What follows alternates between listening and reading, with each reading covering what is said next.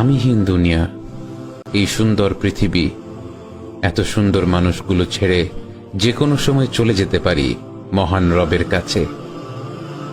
ভয়ও লাগছে, আশাও আছে।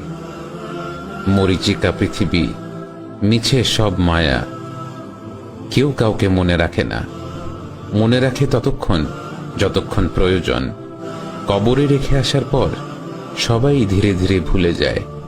মাঝে মাঝে নিজেকে কবরে কল্পনা করে আমিহীন বাইরের দুনিয়াটা কল্পনা করি।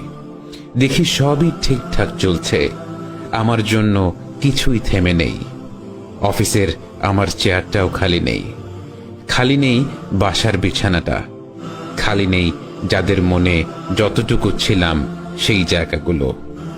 সব দখল হয়ে গেছে। আমার রেখে যাওয়া সম্পদ সবাই ভাগ করে ভোগ করছে।